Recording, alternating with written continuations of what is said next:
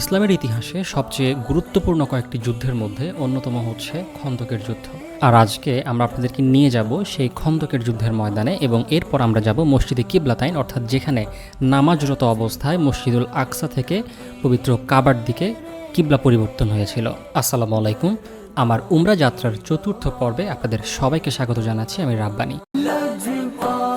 তো এখন আমরা অবস্থান করছি সেই ঐতিহাসিক স্থানে যেখানে খন্দকের যুদ্ধ সংঘটিত হয়েছিল, এবং এখানে 7টি মসজিদ রয়েছে যার ইতিহাস হচ্ছে মূলত যুদ্ধ পরিচালনা করার সময় 6 জনকে 6টা টিমে ভাগ করে দেওয়া হয়, এবং যে যেখান থেকে নেতৃত্ব দিয়েছেন সেই জায়গায় একটি করে মসজিদ নির্মাণ করা হয়েছে যাতে তাদের স্মৃতিটা মানুষ আজীবন মনে রাখে। এবং একটি মসজিদ যেখানে সবাই মিলে বিজয়ের নামাজ আদায় করেছিলেন, অর্থাৎ বিজয় লাভ করার পরে তারা একসাথে সংঘবদ্ধ হয়ে নামাজ আদায় করেছেন, সেখানে একটা মসজিদ নির্মাণ করা হয়েছে যেটাকে বিজয়ের মসজিদ বলা হয়।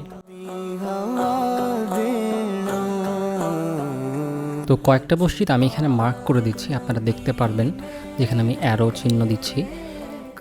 তবে আমি এখানে কিন্তু শুধুমাত্র 3 থেকে 4টা মসজিদের ক্লিপ নিতে পেরেছি, যেহেতু পুলিশ আমাদেরকে নামতে দিচ্ছিল না, জায়গাটা অনেক বেশি ক্রাউডেড হওয়ার কারণে।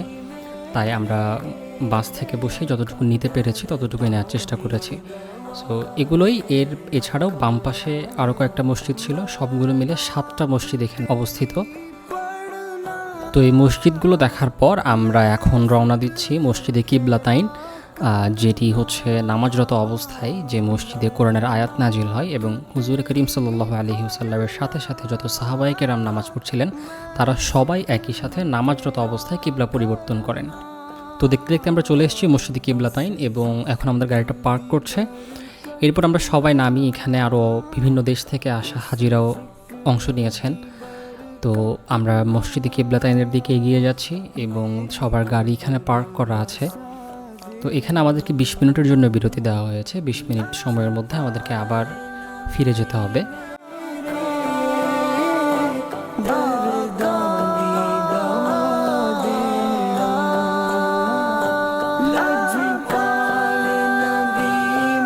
এখন সব হাজিদেরকে নিয়ে আমরা প্রবেশ করছি মসজিদে কিবলাতাইনের দিকে। সো এখানের যে এন্ট্রিটা এটা একটু গলির মতো, এবং এদিকেই আসা যাওয়া করতে হয়, এটাই একমাত্র রাস্তা। এবং দেখতে পাচ্ছেন মসজিদে কিবলাতাইনের যে এন্ট্রি, আমরা মূল মসজিদে এখন ঢুকেছি।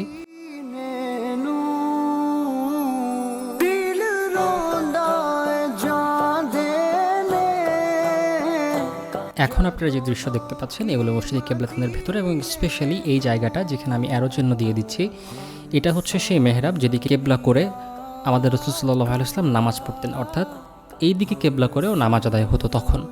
এবং যখন কোরআনের আয়াত নাজিল হয় তখনই এই অংশটা থেকে কেবলা পরিবর্তন করে পশ্চিম দিকে করা হয়।